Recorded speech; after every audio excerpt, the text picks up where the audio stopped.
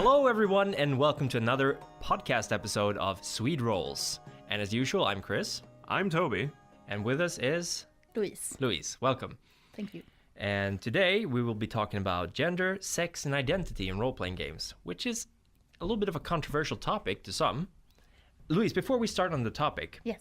We always want to, this is the second episode, so you only have Martin to compare to. So don't feel nervous. He's our best guest so far. He's our best guest so far. Yeah. Don't worry about it. We usually start with talking a little bit about ourselves and our experiences role-playing. So tell us about you. How much role-playing have you been doing? Or LARPing and things like that? Well, I think I started about 7 years ago when I moved to Stockholm. And I got some new friends, and they all played Dungeons and Dragons. The classic. Yes. Yeah. And so they invited me to play, and I was really nervous, but here I am, 7 years later. 7 years later, the role-playing bug got you. Yes, it did. Right. What did you play when you started? You remember your class? Or? Yeah, well, the first time was really just, a second edition one-shot game. Okay. So my very first character was a warrior. Her name was Olga, and she had sort of a Russian accent. I know the type. Yes. Yeah. That's cool. You had 7 years of role-playing experience. You've been doing some LARPing too, right? Yes, a little. Yeah. How is that different from role-playing? Well, I think it depends on the group, but generally LARP is more physical, and you need more acting involved in it. And props. Yes, of course. So and many clothes. props. Yeah. But generally, I think the biggest thing is that you can't just say, I'm going to do this, and then pretend use your imagination. You really need to show what you're doing. Yeah. It's a big difference, really. Yes. Yeah. So what's your best role-playing memory? Or LARPing, or any kind of memories or experiences? That's really difficult. Oh, yeah, it is. Yeah. That's why I asked it. Yeah. It is a difficult question for most. Yeah. Anything that pops to mind. The thing that pops up is when I just out of the blue made a deal with a demon in a homemade role-playing game, which wasn't part of the plan in any way, but I did it. All right, you made a deal with a demon. Yeah. We've all been there. Yes. And so it ended up affecting my whole game for the rest of that season. Yeah. And those are the memories that stick with you, right? Yeah. It doesn't have to be the best. It is very funny that you say we've all been there, because we've all been there. We've all been there. We've all made more deals with think. Demons and devils. That's a good role-playing experience when you go like, wait a minute, I don't have to be good, right? Yeah. But I wasn't really bad. It was more like, I really want to succeed in this, and I can't. So, okay, demon. The road to hell is paved with good intentions. Yes. So true. Well, sorry, Toby. No. I was going to say something. No. What's your worst memory, if you want to share it? My worst is probably... I feel like I'm putting people out by saying this was the worst time. Just make up a name or... Yeah, okay. So one of my GMs, game masters. That's the term. Or DMs or storytellers or whatever. Okay. Really didn't pay attention to different players, and it was a new group. So, some people got a lot of attention and a lot of game...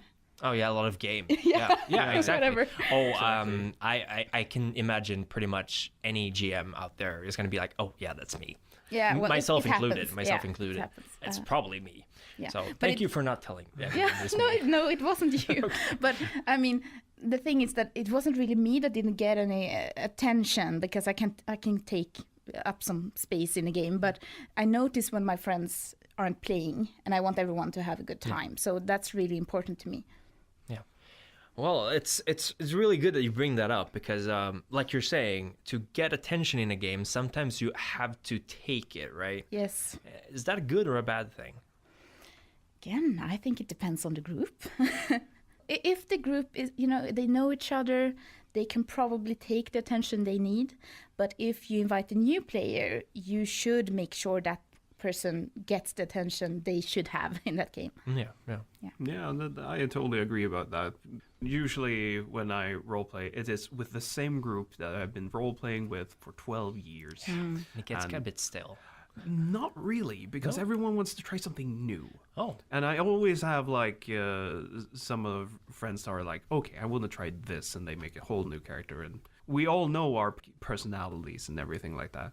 Whenever we try to get someone new in to want to like try role playing games or anything like that, I felt like okay, we should probably like put this person not on the spot, but give it more attention in the game, so it gets to interact more than the rest, because we know what we can do.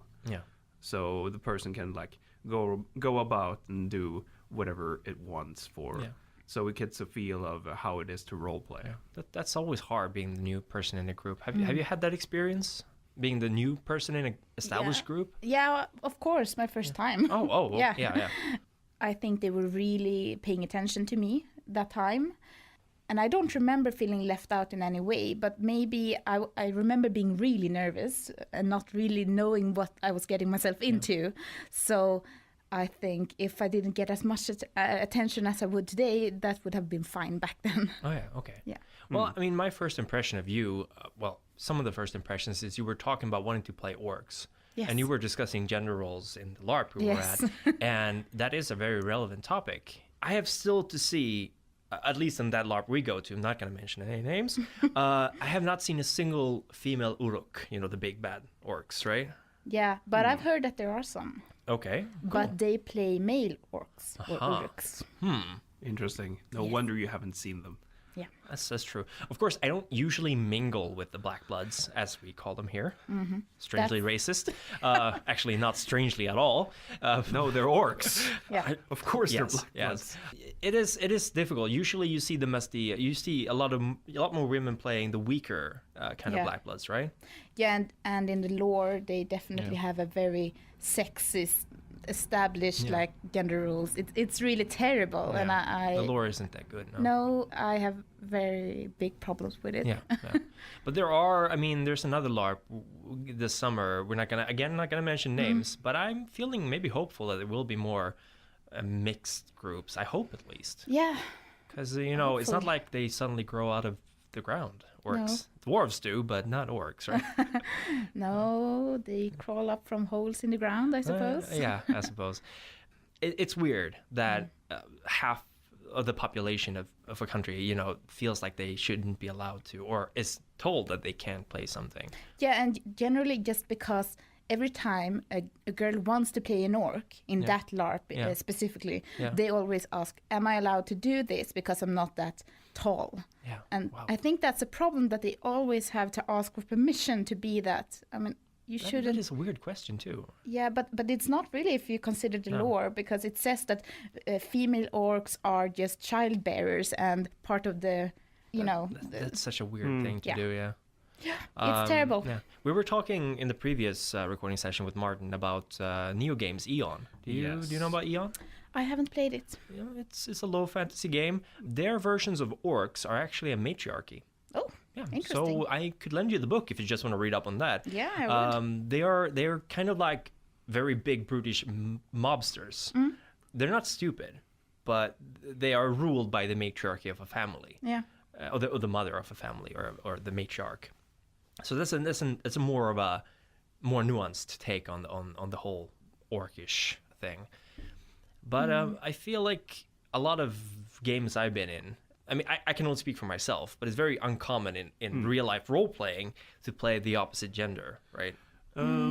Well, let's see. No, not for my group. All right, cool.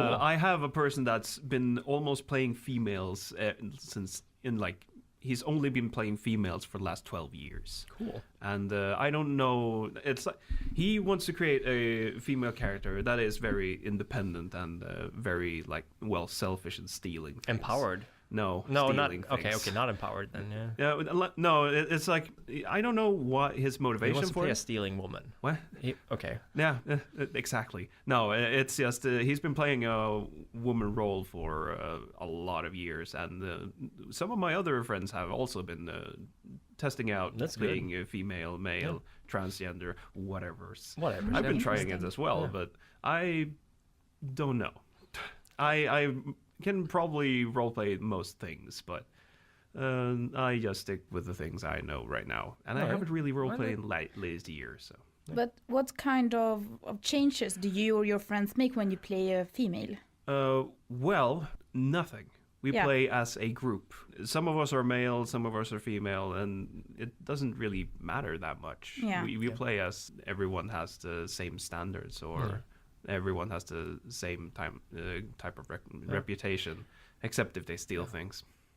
Isn't that like a typical thing that if you're younger and you have it's usually boys playing girls, it can get a little bit too much focused on how embarrassing that is, and kind of goes into sex territory pretty quickly on. It's like, oh, you're a girl, oh, you know, stuff like that. That's my experience in some groups I've been in when I was younger, mind you. Okay. Right now, I've played female characters, no problem.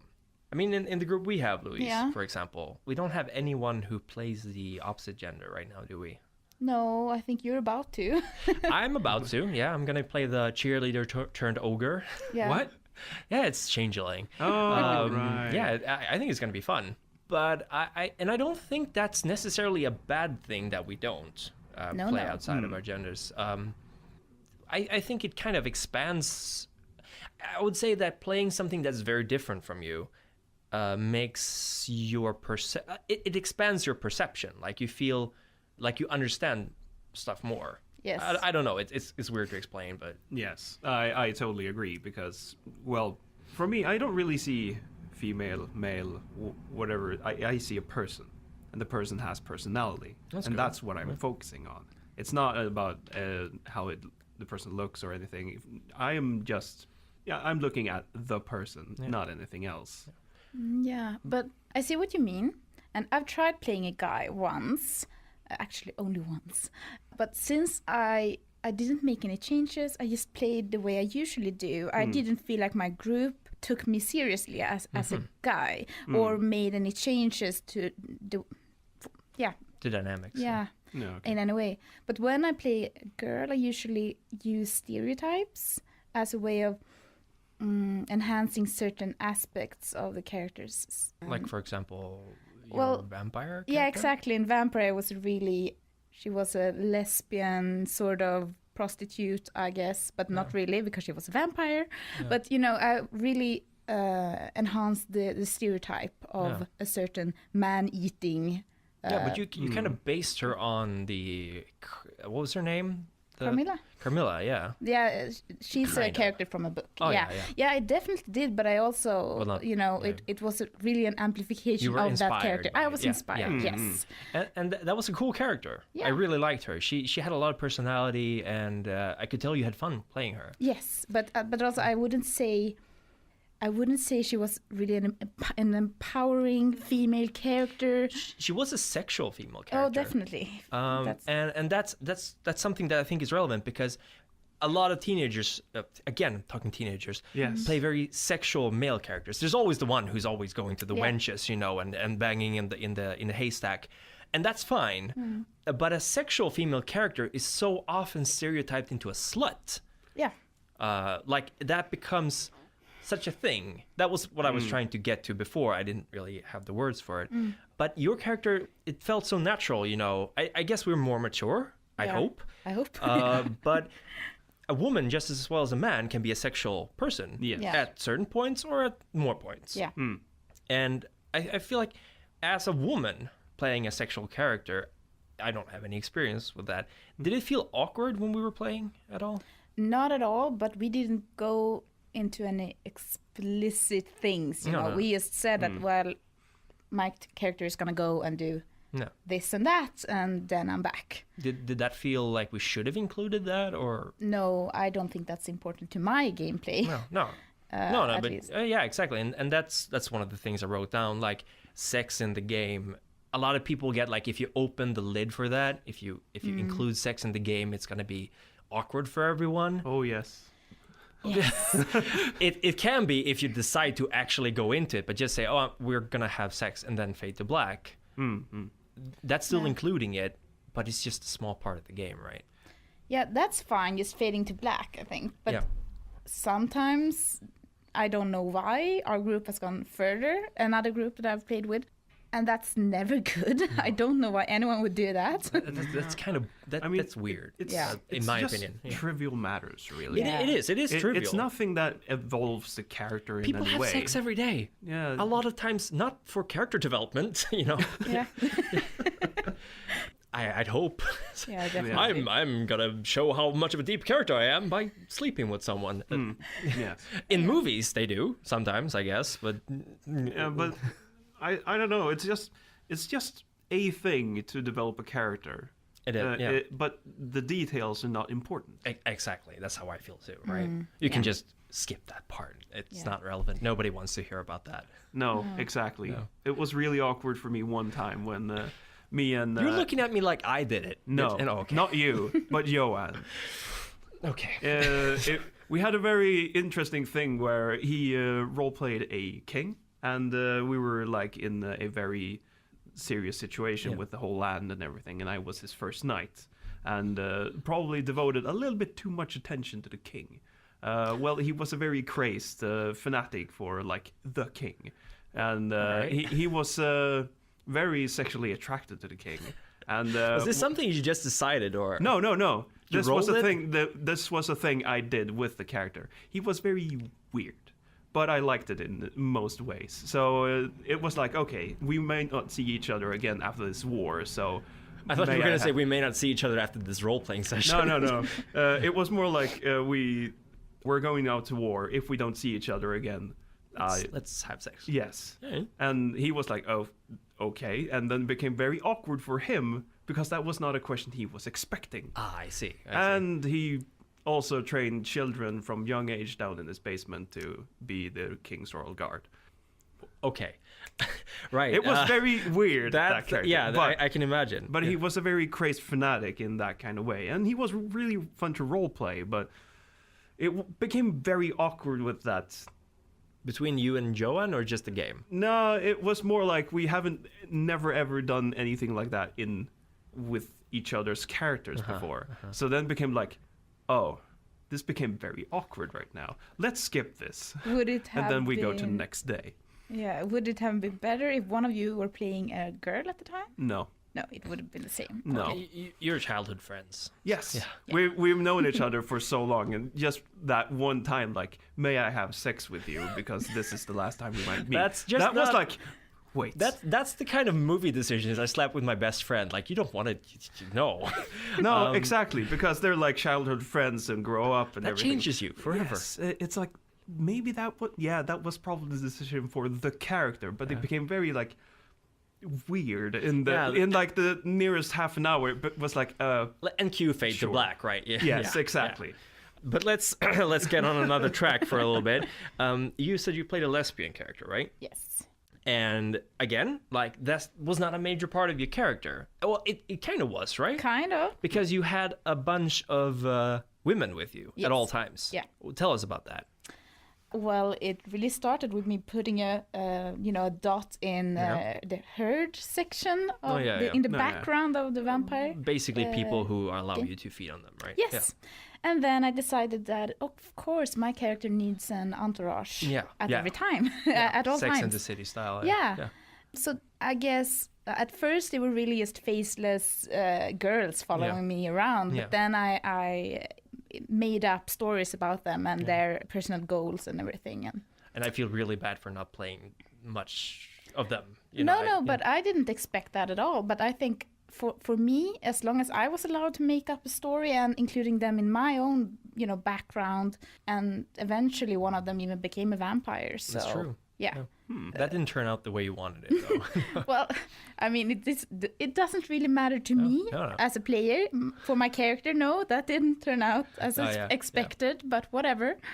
Yeah, but Well, she might return if we pick up the campaign again. Yeah, why not? But it was interesting. They really kind of organically grew from these faceless women to like separate personalities. And... Yeah, and eventually I think at first they were just girls in the background, and then I guess they developed to being sort of prostitutes as well. It wasn't really It was some kind decided. of some kind of school that you had. Yes. Yeah. Interesting. But don't how am I Probably supposed not. to You know, It was the Dark Ages, and Yeah. you were an independent woman trying to make do. A vampire, yeah, of course. and they as well, because I didn't have any money to support them. Oh, that's so true. That's true. What are they gonna do? Okay, I can teach them a profession. Yeah, and it's interesting because you got in prostitution, like sex working, you got in homosexuality, and all these things we barely touched upon in a good way. You Yeah. know, nobody made a comment, "Ooh, that's weird and gross." And I guess it's just because we are way older than teenagers. Absolutely, I think Oh so. boy, you're going into that subject again. Yeah, I can't help it. But on the other hand, I guess if we were in another group, some people might be like, "No, I'm not comfortable with this." I mean, just at the mention of prostitutes, for example. Yeah, I get the point, but at the same time, we were playing the Dark Ages, and that's probably not something weird at the time. No, it was a profession. Yeah, it was. It still is. Yeah. It's our oldest or second oldest profession. Yeah, I something think. like that. Something like Yeah. But for me, for my character, it was only, you know, because she was a vampire, she didn't really have sex with anyone. No. But she pretended in order to get people to pay her for her to eat them. So Yeah. it was really convenient. Yeah. Sexuality and gender, it's in many ways something that scares a lot of people, right? But it doesn't have to. And the way we implemented it, and I guess the way you and Joanne implemented it, Toby, kind of, if you make it grow out organically, that's fine. But it would feel kind of weird if you had two players who were like a couple in the game. Or actually who weren't a couple in the game, but like if you have a couple playing and one of them, their characters gets together with another character, like you'd have to be at least a little bit distanced from the game, right? And be like, Yeah. okay, that's a lot of personal things. Like, would I be okay with my wife dating another character in a game? Like these kind of things crop up to your mind right away, but when you're actually playing, it's like, who cares? And the question is even bigger when you're LARPing. Yeah. instead. Oh, yeah. When you're LARPing. yeah. Oh, yeah. That would be. I would not be okay with that. But I mean, my wife is role playing a lot online, and she's playing a male character, and he's been together with a few guys. I have absolutely no problem with that. I like that. It's role playing, you know. It's Yeah. made up. It's fantasy. They're writing fan fiction together or writing together. But I guess it's very personal what you're okay with. Definitely. Yeah. Yeah, that is definitely a thing. But it's good to try to expand your horizon. I mean, if I can give a little example of what I played, if that's okay. I played in Martin's campaign, which is set in a sort of Venice late middle-age setting. I actually played Madame, you know, a brothel owner. Yeah. And she wanted to become a citizen of the city, which you could only be if you did a bunch of stuff for Mentor, and they had the final say when you became a citizen. And if you weren't a citizen, you didn't have a specific amount of rights, stuff like that. And my character, she used sex as a tool to get what she wanted. And she was very, like, she was kind of protective of the people working in her brothel. But on the other hand, she was also very driven by her ambition to become a citizen. And it always felt a little bit weird playing that, because I kind of wanted to be nicer to them, because, you know, sex work is an industry that's very dangerous, because it's illegal in a lot of places. So it's driven by crime and stuff like that. And I always felt like, oh, if I'm going to be playing one of these characters, I should represent a kind version. So I had this internal struggle going on, but it was a very fun character to play. Ultimately, she sold the brothel and went off to do something else, so that was out of my hair. But I feel like it really, because these games were really very personal, so there was a lot of NPCs to interact with, and it really made me feel like I developed a lot of empathy to these made-up characters, because they had lives and they had dreams, and my character was like, should I sacrifice them for my own? So I guess what I'm trying to say is, in a lot of ways, if you open up your game for more concepts, you'd be more inclined to actually stop seeing labels, I guess, is what I'm trying to get at. Yeah.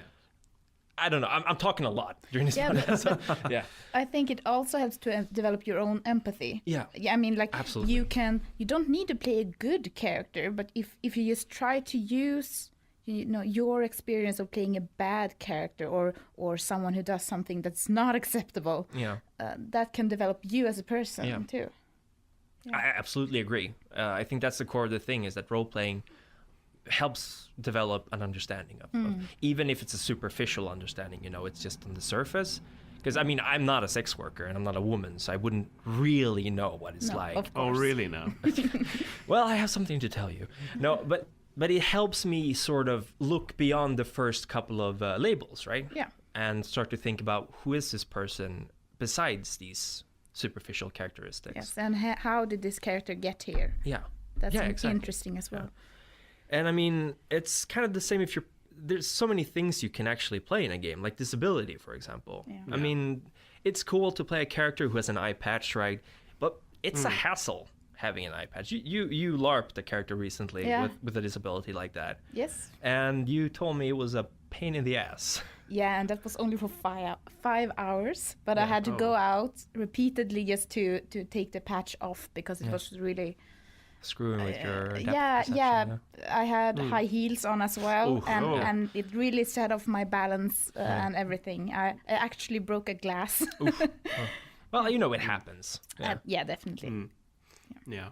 I've been trying to roleplay sometimes, like a person with a broken leg or an amputated leg or a prosthetic, an arm or something like that, an eye. Everything can happen. You can play really anything, but there always is. You have some hinders, which then comes to you have to ask someone for help and other things. So. One of the things I always told my dungeon master before I started any campaign or anything, if you want to chop off a limb, go ahead. I have no problem with it because I can always go along with it. But then there's always these people who are either their character is alive or it's dead. They didn't want anything like special, like change about it. Either it's a character they play or either it's they play something else. What you mean, like they're not okay with these kind of changes? Yeah, exactly. It becomes like a drastic change, and they don't really see a way to role play it in any other way. Well, I mean, I guess. I mean, I'm in your camp here. I wouldn't mind if something happened to my character, like beat them up. It's fun, right? But on the other hand, like if you have a very preset idea of how you want to develop this character, then I guess if the GM goes, oh, no, he lost both his legs, that could be annoying. Yeah, I can see that. Like, if you already have like a plan on how your character is gonna be, I always go along with like here and now. I have some certain goals, but then I can always like change it. It's like, okay, so this happened. What does he have to do to continue with his goals? But now he has this problem. We're almost out of time, but there's one last thing I wanted to talk with you about, Louise, and you remember that one of our players played a Malkavian, right, for the vampire campaign? Yes. And they're known for being crazy, or, well, they have derangements. Yes. That's their thing. And I know from personal experience that my GM, he forbade us from playing Malkavians because nobody could do derangements properly. And that's a big problem for vampire, that a lot of people play lol random Malkavians. But I think she handled it pretty well, or they handled it pretty well. Yeah. And like, how do you implement, like this is a mental, I would say, I guess the term is disability. Yes. Yeah. I think so. And mental disability is very difficult to play properly. Like, what do you think? Like, how do you think it's important to try to portray a realistic interpretation of this, or? Well, I think first of all that like a mental disability. Well, it's not a, but it's psychological. Neuro. Yeah, but like something like depression or whatever. Yeah, I think first of all, it will show. It has different effects for different people, and you can't really say that this is the accurate representation of this thing. I think definitely you should try playing it, but maybe do some research as well. Oh yeah. Yeah, that is definitely a thing, because there's so many different disabilities that does different things for different people. Yeah. And it's quite hard to get it right. Yeah. I've been I've known and seen people who has mental disabilities, and I don't play a mentally disabled person because I know that it wouldn't be a right representation.